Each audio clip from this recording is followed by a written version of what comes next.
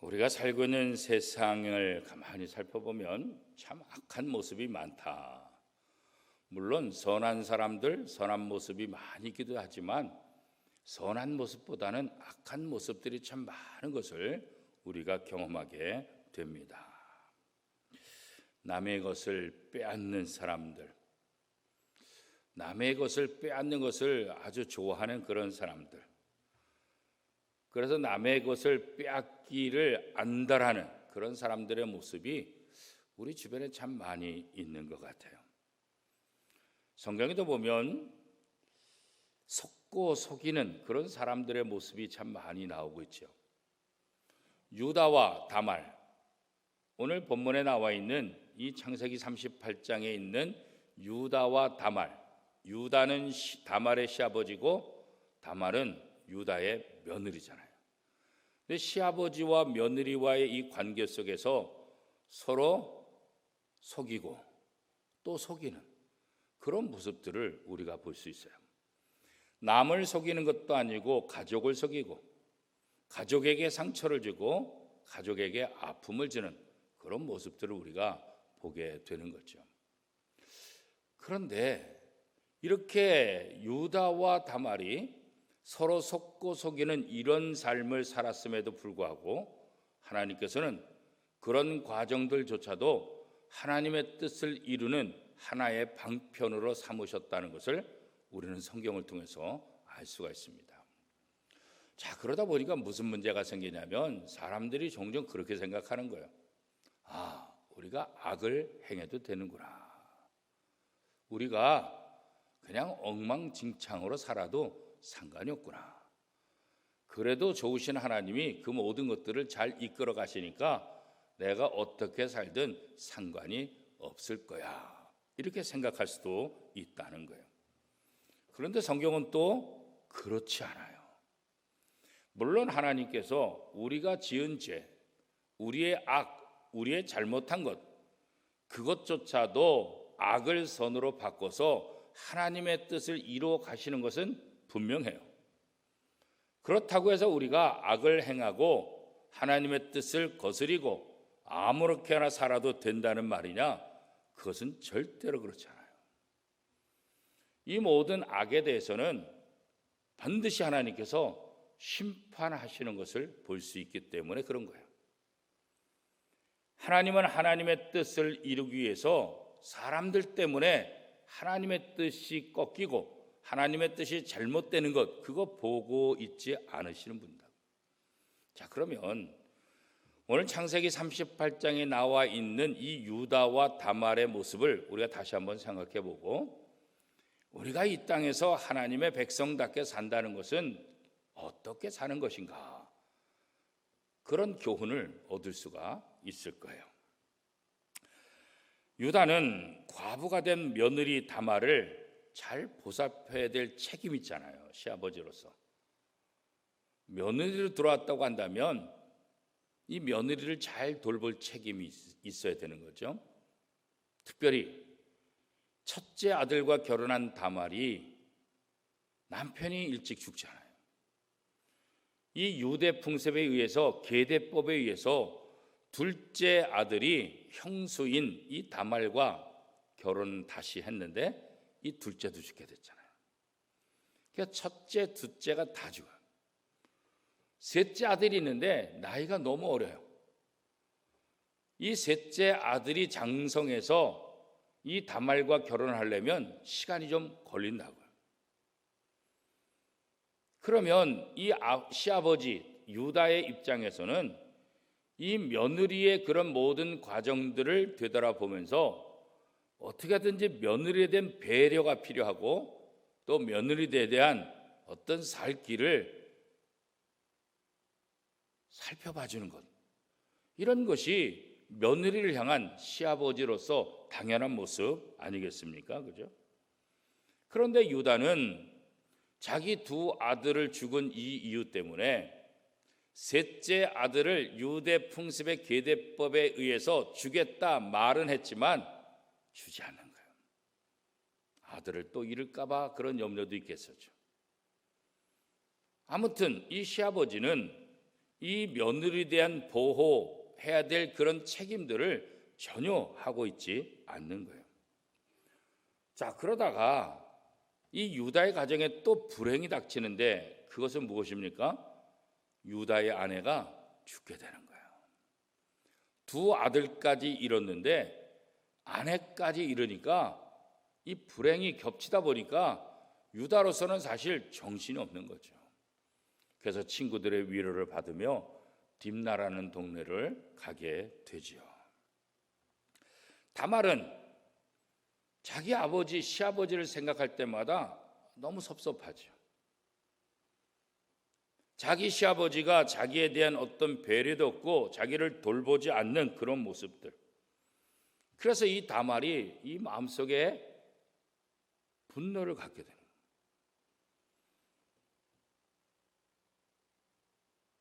자기 남편의 아들 셀라를 자기의 남편으로 주지 않으면 내가 시아버지를 통해서라도 내 자식을 만들겠다. 그런 잘못된 욕심을 갖게 되는 거예요. 이런 잘못된 욕심을 갖게 되는 것은 왜 그런 거예요? 분노 때문에 그런 거예요. 이 시아버지 유다가 조금만 배려했다고 한다면 이런 분노가 일어나지 않죠.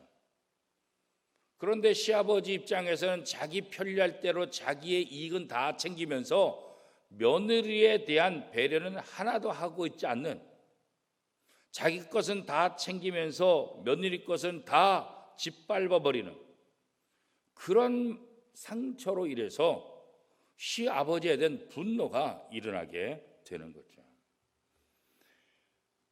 시아버지 유다도 자신의 욕심을 채우려는 것처럼 이 다말도 자신의 권리, 자신의 욕심을 접지 않죠. 수단과 방법을 가리지 않고 자기의 욕심을 채우려는 유다와 다말의 모습을 우리가 보게 된다.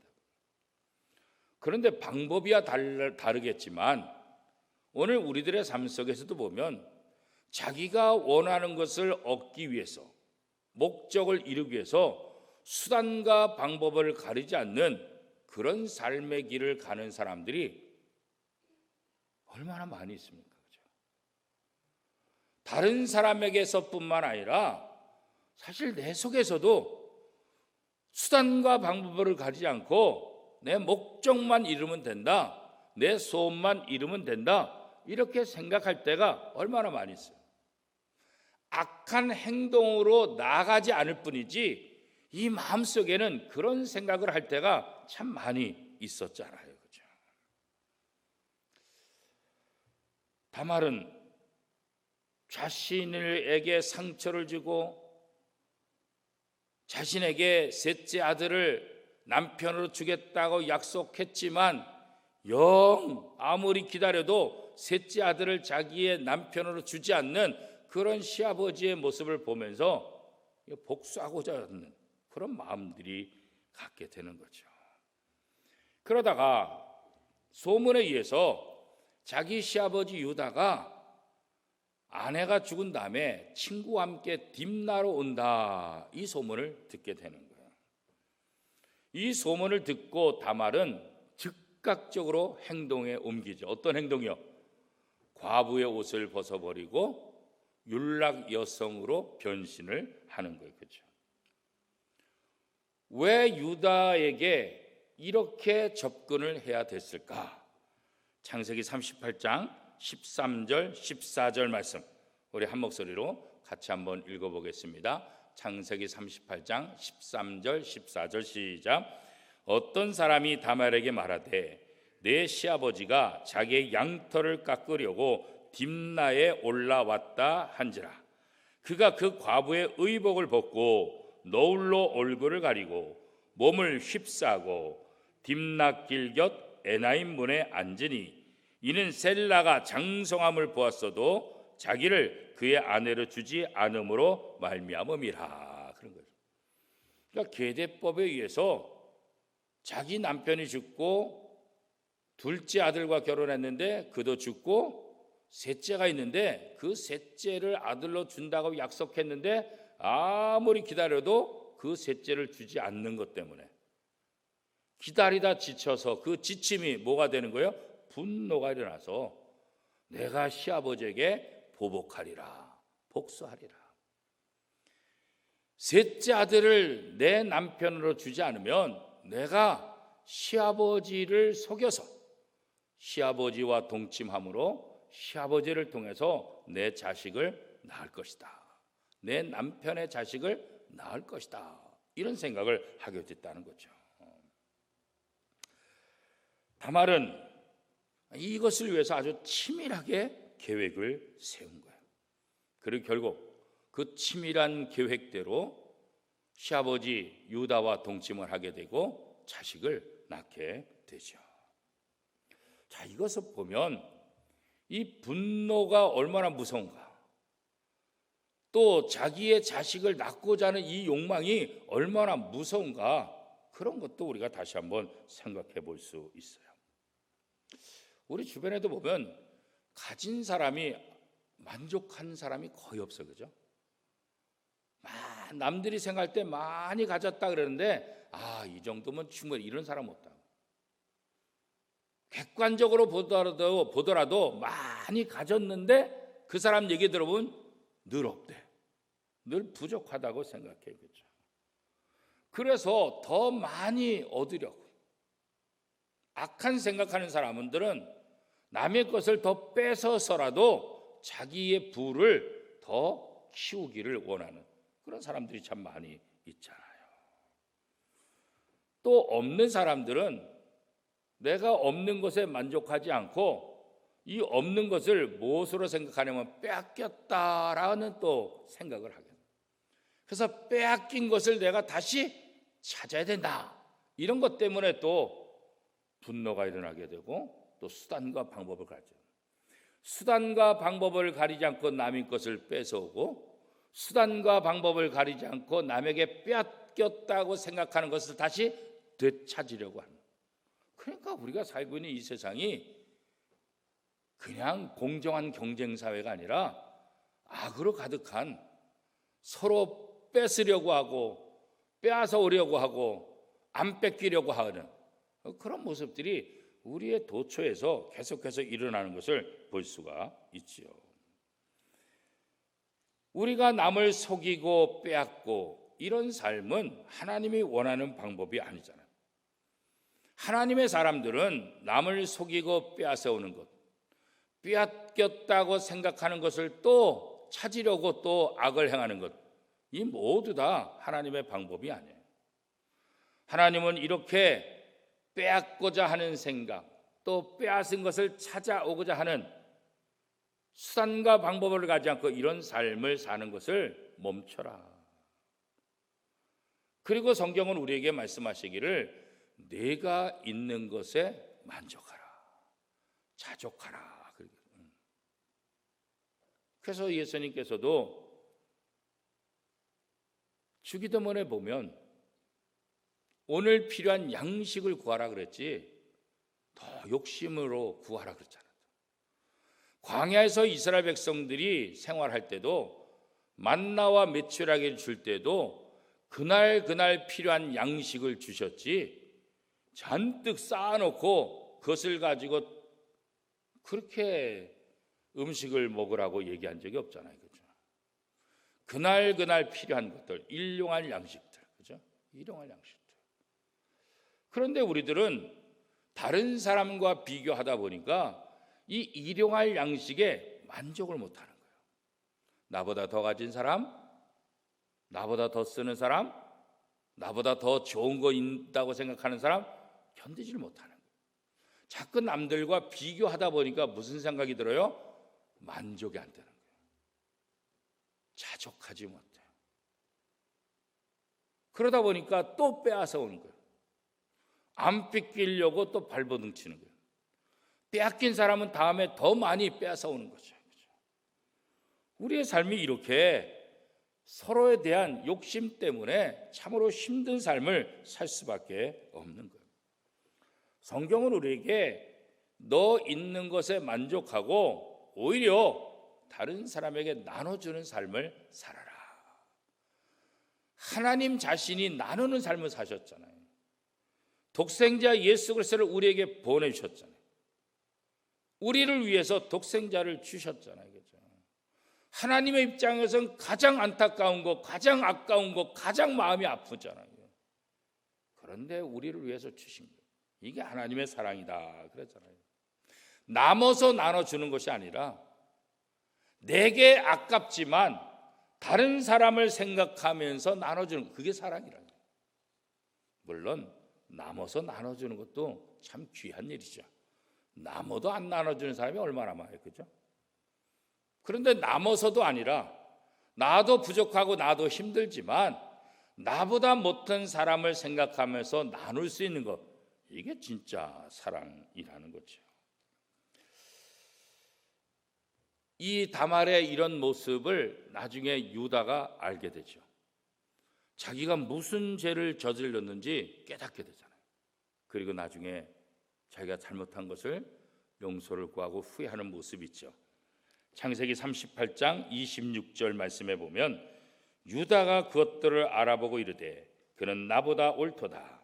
내가 그를 내 아들 셀라에게 주지 아니하였음이로다 하고 다시는 그를 가까이 하지 아니하였더라.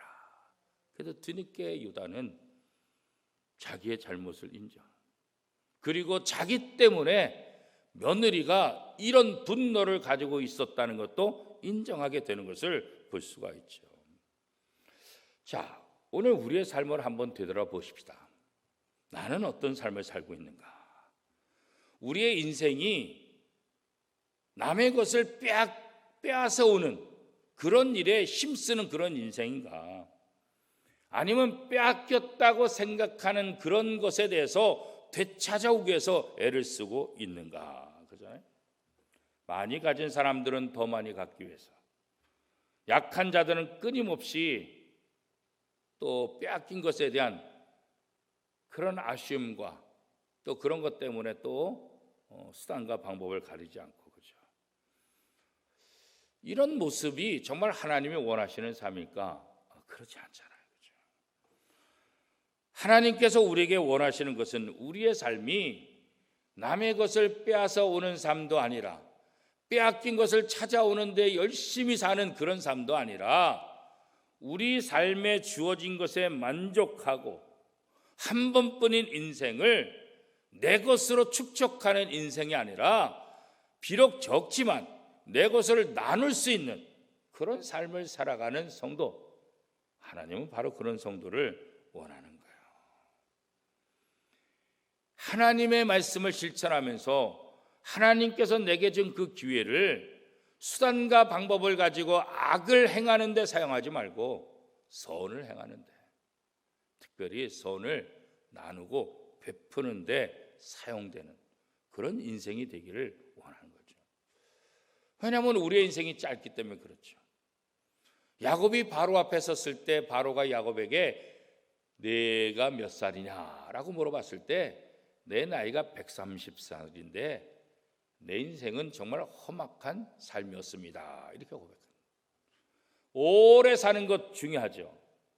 그러나 험악한 인생이라고 한다면 그게 무슨 의미가 있겠냐고요. 우리의 삶이, 우리의 생이 빼앗아 오는데, 빼앗긴 것을 되찾아 오는데 그렇게 힘을 다 쓴다고 한다면 야곱처럼 어떻게 해요? 험한 삶을 살 수밖에.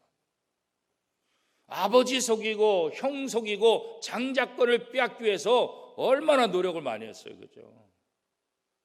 결국 빼앗았잖아요. 그죠? 아버지 속이고 형 속이고. 그런데 결국 어떻게 해요? 야곱도 또 속잖아요. 자기 자식한테. 요셉이 죽었다고 속이는 거, 그 속임 다 하잖아요. 그죠? 외삼촌 라반의 집에서 외삼촌 라반에서 몇 번이나 또 속잖아요. 그죠? 자기는 안 속을 것 같은데 또 속. 그러니까 어떻게 해요? 외삼촌 라반의 집에서 또 자기의 품삯을 되찾겠다고 10번이나 품삯을 어기면서 외삼촌이 내게 준 게 뭐냐고. 그러니까 내가 외삼촌 집에서 20년 가까이 살면서 아무것도 얻은 게 없으니까 이제 내가 내 몫을 찾을 거라고. 그래서 또 뭐 교묘한 방법을 통해서 자기의 품삯을 찾으려고 얼마나 또 노력해요. 얼마나 노력해요. 그러니까 야곱의 인생이 그런 것 같아요. 속여서 얻고 자기도 속고 자기가 못 찾았다고 생각해서 또 그걸 찾으려고 또 애를 쓰는 그런 모습들, 그렇죠? 이런 야곱의 자식 유다는 아버지의 모습을 그대로 닮은 거야. 뭐 잃은 것 같지만 아무것도 잃은 것이 없어. 야곱이 베델로 올라가면서 종교개혁을 나름대로 하잖아요. 이제 우리는 하나님의 말씀에 순종하며 하나님을 가까이, 이제 하나님 중심의 삶으로 변화된 삶을 살겠다. 그런데 유다의 이런 모습을 바라보면 야곱이 행했던 가정의 종교개혁은 성공하지 못한 거예요. 야곱의 아들들의 모습을 통해서 아주 여러 가지 지저분하고 여러 가지 죄악된 모습들이 그대로 드러나기 때문에 그런 거죠. 그죠? 우리는 빠르다고 좋은 게 아니에요. 많다고 좋은 게 아니에요. 더디더라도 하나님의 말씀대로 가야 돼요. 적더라도 하나님의 말씀대로 가야 되는 거예요. 그죠? 우리가 주기도문에서 늘 고백하는 것처럼 시험에 들게 하지 마옵시고 다만 악에서 구하소서. 좀 더디더라도 좀 적더라도 우리가 하나님의 말씀에 순종하며 하나님이 기뻐하시는 삶을 살아가는 것, 이게 진짜 복 있는 삶이라. 미련한 것 같지만 미련한 게 아니에요. 야곱이 약삭 빠르고 아버지도 속이고 형도 속여서 많은 복을 얻은 것 같지만, 약삭 빠르게 한 것 같지만 결국 그 대가를 다 당하잖아요. 그렇죠? 유다도 다 당하고 있잖아요. 며느리한테 또 당하잖아요. 그렇죠? 우리가 이 세상의 야곱처럼 이렇게 장자에 대한 욕심, 장자에 대한 유혹, 이거를 떨쳐버리지 못하니까 수단과 방법을 가리지 않고 열심을 내는데, 그 열심이 하나님이 기뻐하는 열심이 아니라는 것 우리가 너무나 잘 알고 있잖아요. 그렇죠? 우리는 어떤 욕심이 있습니까? 우리 주변에는 어떤 유혹이 있습니까? 우리들 연약한 인생들이라 다 유혹에 넘어질 수밖에 없어요. 그렇죠? 사람이 강한 것 같지만 강하지 않잖아요. 약한 바람에도 요동치는 흔들리는 갈대와 같다. 그렇게 갈대와 같이 연약한 인생이다. 그렇게 얘기를 하잖아요. 그렇죠? 갈대는 작은 바람에도 다 흔들리잖아요. 우리들은 작은 유혹에도 다 흔들릴 수밖에 없는 그런 연약한 인간이죠. 그런데 또 갈대의 장점이 있어요. 이 갈대의 장점이 뭐냐면 작은 바람에도 다 흔들리는데 뿌리가 뽑히진 않아요. 그죠? 강한 바람이 불어와서 흔들릴 수는 있어요. 그런데 뿌리는 뽑히지 않다. 우리가 하나님을 믿는 사람들은 이 땅에서 연약한 갈대처럼 흔들릴 수는 있어요. 유혹을 받을 수 있어요. 그러나 넘어지진 않아요. 그게 바로 하나님의 백성들이에요. 넘어지지 말아요. 뿌리가 뽑히는 그런 잘못을 범해서는 안 된다는 거죠. 그죠? 지금도 우리 주변에 수없이 많은 유혹을 우리에게 뻗쳐오고 있죠. 또 유혹들이 있고요. 그리고 앞으로 더 많은 욕심들이, 유혹들이 우리에게 다가올 수밖에 없어요. 지난 주간에 스님들, 신부님들, 그래서 경기도의 종교 지도자들 그래가지고 불교 10명, 캐톨릭 10명, 우리 기독교 10명, 그래서 한 30명이 이렇게 경기도청에서 주관하는 그런 세미나가 있어서 함께 제주도에 갔다 왔어요. 여러 가지 얘기들을 많이 나오는데 그 중에 하나가 신부님이 그런 얘기를 해요. 신부는 결혼 안 하잖아요. 독신주의자잖아요. 그죠? 자기가 신부가 되겠다라고 했을 때 아버지가 굉장히 말렸다는 거예요. 그런데 어머니는 좋아하긴 하셨지만 어머니가 신부가 되는 이 아들을 위해서 기도하기 시작했다는 거예요.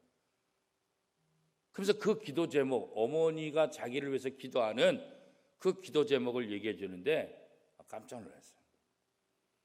신부인 아들을 위해서 그 어머니가 무슨 기도를 해줬을까? 그 어머니의 기도는 하나님, 우리 아들 빨리 늙게 해주세요. 이 기도라는 거예요. 우리 아들 빨리 늙게 해주세요. 그러면 독신이니까, 결혼하지 않으니까, 이성에 대한 유혹들, 이성에 대한 그거 왜? 신부님들도 우리도 남자인데, 우리도 사람인데 왜 그런 유혹이 없겠어요? 오죽했으면 우리 어머니가 내가 신부가 된다고 했을 때 우리 아들 빨리 늙게 해주세요. 나이가 늙어서 그 모든 정욕이라든가 그런 유혹에서 좀 벗어나게 해주세요. 그런데 한번 생각해 보세요. 나이가 든다고 그런 유혹에서 벗어날까요? 사람이 늙는다고 해서 그게 벗어날까요? 그렇지 않아요. 나이가 많아진다고 늙어진다고 절대로 그게 없어지지 않는다. 그러니까 우리는 하나님의 부름을 받는 그 순간까지 여전히 유혹 속에 노출될 수밖에 없고 수많은 유혹을 받을 수밖에 없는 거예요. 오직했으면 신부의 부모가 그런 기도를 했을까? 우리가 살고 있는 세상이 이렇게 유혹들이 많고 이렇게 우리를 힘들게 하는 것이 참 많다. 그런 생각들을 다시 한번 해보게 되는 거죠. 하지만 우리 성도들이 이런 유혹을 어떻게 이겨나갈 수 있을까? 그건 다른 거 아니에요. 약할 때 강함 되시는 하나님, 그 하나님을 의지하는 거예요. 약할 때 강함 되시는 하나님, 그 하나님이 나의 하나님이고 그 하나님의 음성에 귀를 기울이는 것, 그죠? 약할 때 강함 되시는 하나님을 의지할 때 모든 유혹에서 그래도 벗어날 수 있게 된다는 거죠. 무엇보다도 하나님께서 하나님의 자녀들인 성도들을 버리지 않는다. 끝까지 동행하시고 끝까지 책임지신다. 이 확신이 오늘 우리에게 필요한 거예요. 유다의 삶은 어떻게 보면 달면 삼키고 쓰면 뱉으라는 세상의 방식대로 삶을 산 거죠. 며느리에겐 그렇게 매몰차게 배려 없이 삶을 살았고, 그죠? 율락 여성에게 약속한 것은 자기의 체면 때문에 지키기 위해서 친구에게 다 빨리 가서 찾아가지고 다 주라고 뭐 얘기한 거죠. 이게 연약한 우리 모습이죠. 셋째 아들을 며느리 다말에게 남편을 주겠다 약속했지만 지키지 않는 이 유다의 모습들. 며느리 다말의 입장에서도 아버지가 약속을 지키지 않았으니까 어떻게든지 내 그 약속을 받아내겠다. 수단과 방법을 가리지 않고 달려드는 또 이 다말의 모습 또한 우리의 죄악된 모습이 또 생각나게 하는 거죠. 그죠? 오늘 우리는 우리의 삶 속에서 다른 사람들과의 약속에 대해서 어떻게 지키고 있는 거죠? 유다는 다말에게 한 약속을 아주 그냥 우습게 여긴 거예요. 약속은 지키라고 있는 것 아니겠어요? 그죠? 그런데 문제는 약속을 했는데 이 약속을 지키다 보면 내게 손해가 온다 이런 생각이 드니까 이게 문제가 되는 거예요. 그러니까 약속을 자꾸 안 지키려고 하는 거예요. 그리스도인이라고 한다면 내가 한 약속으로 인해서 내게 불이익이 온다 할지라도 그 약속은 반드시 지켜야 되는 거예요. 하나님은 우리와 약속하신 것, 하나님에게 아무런 유익이 없다 할지라도 그 약속을 끝까지 지키세요. 이스라엘 백성들이 하나님의 명령에 불순종하고 또 하나님을 버리고 우상을 숭배하고 그래도 그들에게 한 약속을 지키신, 네가 잘나서가 아니라 내가 너희 조상 아브라함에게 약속했기 때문에, 내가 너희 조상 이삭에게 약속했기 때문에, 내가 너희 조상 야곱에게 약속했기 때문에 내가 이 약속을 지킨다. 지금 이스라엘 후손들이 하는 꼬라지를 보면 이 약속 안 지켜도 돼요. 하나님께서 지킬 이유가 없어. 그럼에도 불구하고 하나님은 마음이 아프고 하나님의 입장에서는 아무런 도움이 안 돼도 아브라함에게, 이삭에게, 야곱에게 한 약속이기 때문에, 내가 너희 조상과 한 약속이기 때문에 내가 이 약속 지킨다, 이렇게 말씀하셨잖아요. 그렇다고 한다면 오늘 우리 성도들의 삶도 마찬가지예요. 내게 손해가 오고 내게 불이익이 온다 할지라도 약속한 것은 반드시 지킬 수 있는 그런 사람이 돼야 되는 거예요. 그게 하나님을 믿는 사람의 모습인 거예요. 유다처럼 약속해놓고 쉽게 잊어버리는 그런 삶이 아니겠죠. 여러분, 내가 배고플 때 내 입에 음식을 넣는 것은 이건 당연하고 쉬워요. 근데 내가 배고플 때 남의 입에 음식을 넣어주시는 거, 이건 어려워요. 이건 어려워요.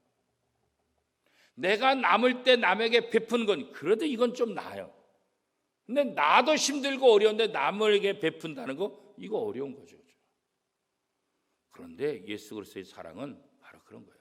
남아서 베푸는 사랑이 아니에요. 나도 없지만, 나도 힘들지만 사랑하기 때문에 나누는 거예요. 사랑하기 때문에 베푸는 삶을 사는 거예요.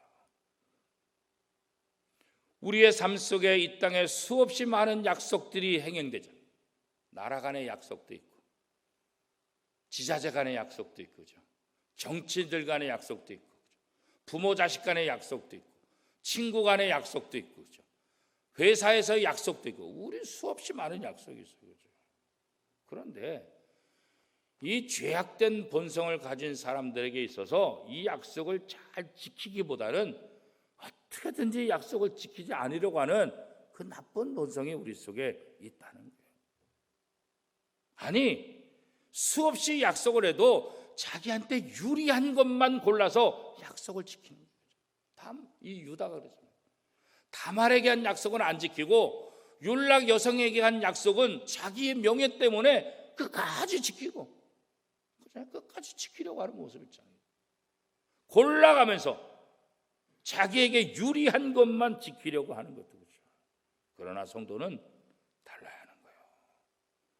자기에게 불리한 약속도 끝까지 지키려고 애를 써야 되겠죠. 종종 사업을 하시는 분들이 부도가 날 때가 있잖아요. 어쩔 수 없을 때가 있잖아요. 일부러 부도 내는 것이 아니라 어쩔 수 없이 부도가 내요. 그럼 뭐가 문제가 돼요? 그 회사에 속한 직원들이 문제가 되는 거예요. 직원들이. 어떤 회사 대표는 야, 나도 망했다. 당신들 내가 어떻게 할 수 없어. 나도 망했는데 내가 뭘 어떻게 해. 그러니까 종업원들, 그 회사원들에 대해서 아무런 책임을 져주지 않아요. 지금 나도 망했는데 내가 당신들을 어떻게 책임지냐고 그런 거죠. 그런데 종종 보면 그 직원들을 어떻게든지 살리기 위해서 자기가 더 손해보는 거예요.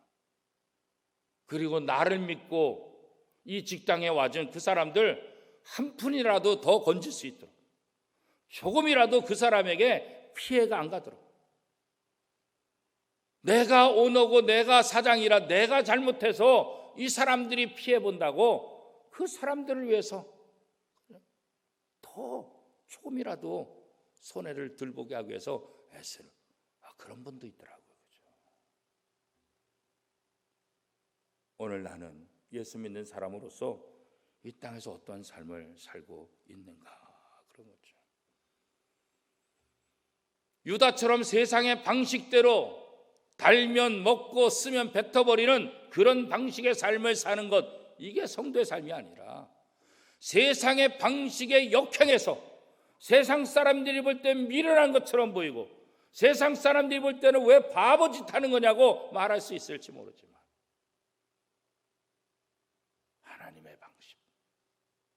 하나님의 방법으로 한 걸음 한 걸음 더 나가는 거죠. 그게 하나님, 그게 바로 예수님이 하신 거잖아요.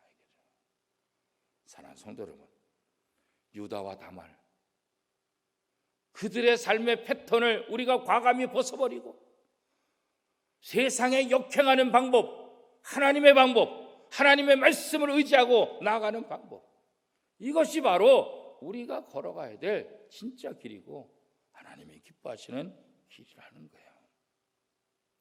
세상을 역행하지만 하나님의 말씀에 순종하는 삶, 이것이 옳은 길이고 이것이 하나님이 원하는 거예요. 저와 여러분이 하나님의 은혜를 잊고 하나님의 사랑을 잊고 하나님의 말씀을 붙잡고 사는 사람으로서 세상 방식을 따라서 자기에게 유리한 것들만 골라서 행하는 약삭빠른 자가 아니라 좀 손해봐도 묵묵히 그 길을 걸어가는 것, 그것이야말로 진정한 성도들의 모습일 것입니다. 그 길을 걸어가는 저와 여러분의 삶이 될 수 있기를 축복합니다.